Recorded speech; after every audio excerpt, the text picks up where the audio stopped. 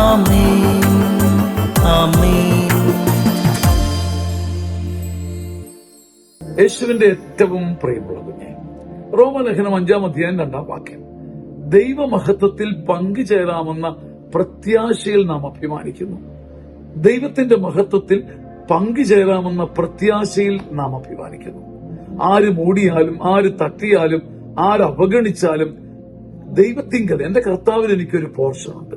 ഒരു മഹിമ എനിക്ക് തരാനുള്ള ഒരു മഹിമ ദൈവത്തിന്റെ കരുതാലിലുണ്ട്. അത് മറ്റാർക്കും അവിടുന്ന് കൈമാറില്ല. എനിക്കുള്ള മഹിമ എന്നിൽ തന്നെ വന്നു ചേരും. എന്നെ ആരും പരിഗണിച്ചില്ല, എനിക്ക് വേണ്ട സ്ഥാനം കിട്ടിയില്ല, ഞാൻ അവഗണിക്കപ്പെട്ടു. ഈ പരാതികളുടെ എല്ലാം നടുവിൽ നമ്മുടെ ആത്മാവിന് ബലം നൽകുന്നത് ദൈവത്തിന്റെ ഒരു മഹത്വത്തിൽ നമുക്കൊരു പങ്കുണ്ടെന്ന വലിയ ബോധ്യമാണ്.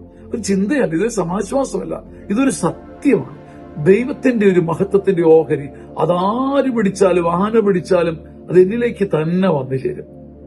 ഭൂമിയിലുള്ള അസംതൃപ്തിയും അസ്വസ്ഥതയും ഒക്കെ എന്നേക്കുമായി നമുക്ക് ഈ പാമ്പ് പടം പിടിക്കുന്നത് പോലെ ഊരിക്കളയാൻ പറ്റും. അപ്പം ദൈവത്തിന്റെ മഹത്വത്തിൽ പങ്കുചേരാമെന്ന ഒരു പ്രത്യാശ, ആ ഒരു പ്രത്യാശ നമ്മളിങ്ങനെ ഉന്തി ഉന്തി മുന്നോട്ട് നയിക്കട്ടെ.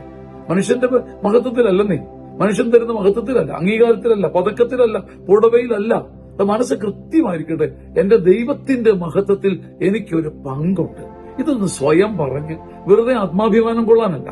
ഈ സത്യം ഉള്ളിൽ വരുമ്പം ദൈവവചനത്തിന്റെ വെളിച്ചവും ജീവനും നമ്മളെ ഉയർത്തും.